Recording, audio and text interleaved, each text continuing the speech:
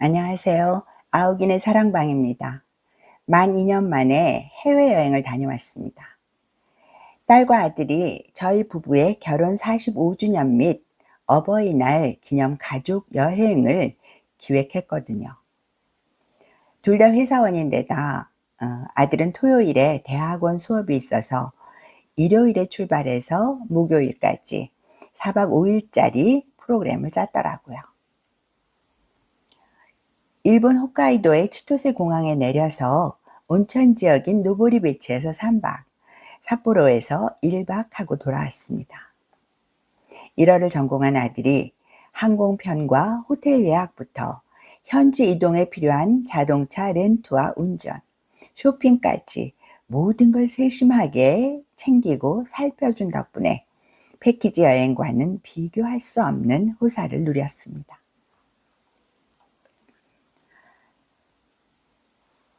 저는 평생 근검절약하면서 살아온 만큼 사실 자동차 렌트비나 택시비가 아까웠지만 2년에 한 번인데요. 연세도 있으신데 편히 다니셔야죠. 라는 아들의 말에 입도 뻥끗 못하고 고맙다만 연발했습니다. 우리 부부는 둘 다 학수자로 태어나 아르바이트를 하면서 겨우 대학을 졸업했습니다. 결혼 후에는 어떻게든 자리 잡고 살아보겠다며 맞벌이를 하면서도 뭐 하나 마음 놓고 사보지 못했고요. 그러다 보니 뭘 사든지 가격부터 살피는 게 버릇이 됐습니다. 만지작하다 결국 못 산 적도 많고요. 아이들은 이런 우리와 다릅니다. 가격보다 만족감을 우선시합니다. 여행을 할 때도 숙소와 음식을 중요하게 생각하고요. 가성비보다 가심비, 그러니까 가격 대비 심리적 만족을 중시하면서 아낄 것과 그렇지 않은 것을 구분합니다. 이번 여행 중에도 제가 보라색 우산을 들었다 놨다 하자 아들은 말했습니다. 마음에 드시면 사세요. 집에 우산이 많아서 라고 하자 아들은 우산이 많으면 어떻습니까? 보라색은 없잖아요. 그냥 사세요. 안방에서라도 쓰시면 되죠. 라고 했습니다. 가슴이 뭉클했습니다. 더없이 고마웠고요. 우산은 못 샀습니다. 아무래도 낭비 같아서요. 그래도 아들의 말은 감동이었고 마음 깊이 새겨졌습니다. 보라색 우산은 놓쳤지만 속옷은 샀습니다. 평소 일본 여행을 자주 하는 친구가 일본의 면이 좋다고 하는 걸 들었거든요. 친구는 그래서 일본에 가면 속옷이나 잠옷을 사온다고 했습니다. 여행 며칠 전에 팬티를 입다 보니 엉덩이 부분이 닳아서 나달나달 하길래 나도 이번엔 일본 팬티를 사야지 라고 마음먹었습니다. 일본에 도착하자마자 팬티를 사야 한다고 노래를 불렀더니 아들이 셋째 날 노보리 배치에서 차로 20분쯤 걸리는 곳에 있는 쇼핑몰 이온에 데려다 줬습니다. 기왕이면 메이드 인 일본을 사려고 여기저기 기웃거리는데 대부분 중국산이더라고요. 겨우 일본째를 구해 돌아왔는데 호텔 1층 기념품 가게에 메이드 인 일본이 떡하니 있는 겁니다. 가성비도 괜찮길래 2억에 더 샀습니다. 방에 돌아와 입어보니 편했습니다. 사타구니에 옷감이 끼지도 않고요. 문득 친정엄마는 뭘 입고 지내시나 싶었습니다. 돌이켜보니 그동안 한 번도 엄마 속옷을 사드린 적이 없었습니다.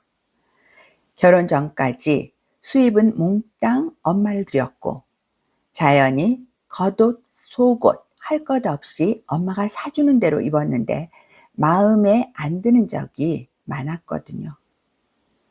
그래서 평생 옷은 각자 사 입어야지 라고 생각했던 겁니다. 겉옷은 그렇다 치고 나이 들어 혼자 걷기도 힘든 엄마가 속옷은 어떻게 사 입으시나 싶자 콧등이 시큰해졌습니다.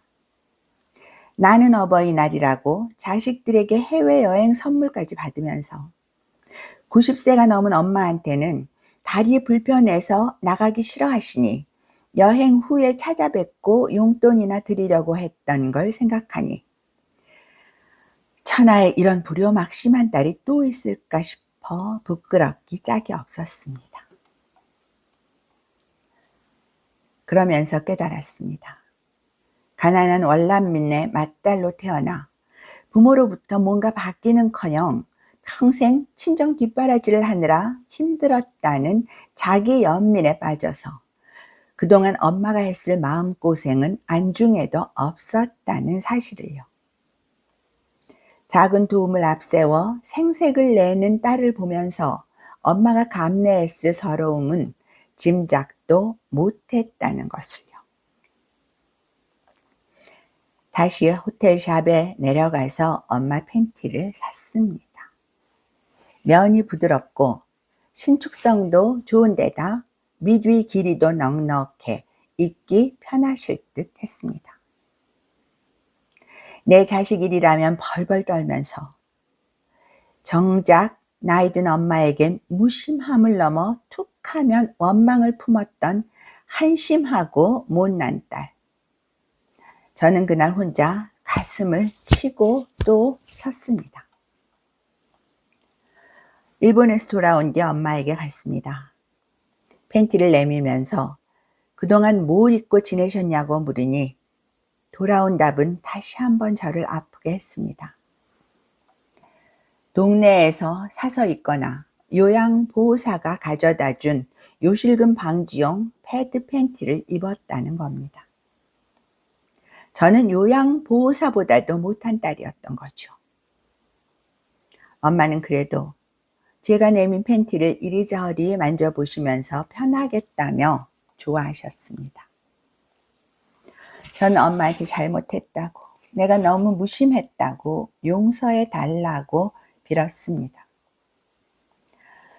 엄마는 이런 저에게 오히려 어려서부터 고생만 시켜서 미안하다고 하셨습니다. 우리는 결국 부둥켜 안고 울었습니다. 저는 엄마가 너무 가엾고 안쓰러워서 울었는데 엄마는 이런 제가 또 안타까우셨던 모양입니다. 사는 동안 엄마 동생들을 위해 할 만큼 했다고 여겼습니다. 그러다 보니 엄마도 여자니까 예쁜 속옷이나 액세서리를 사드려야겠다는 생각까진 못했던 겁니다.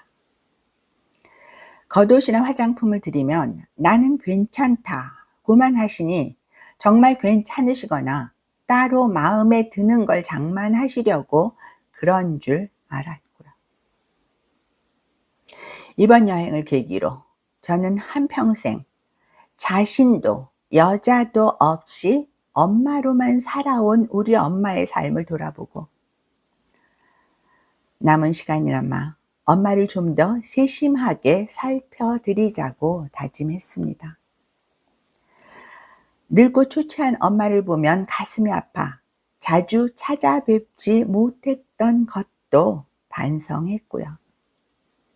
얼굴을 보여드리는 것만으로도 효도라는데 내 마음 불편하다고 그것도 기피했던 거니까요. 앞으로는 내 마음보다 엄마의 마음을 더 생각하자는 결심이 작심삼일이 되지 않도록 노력할 작정입니다. 자주 찾아뵙고 전화도 자주 하고요. 엄마가 없는 세상은 상상할 수도 없으니까요.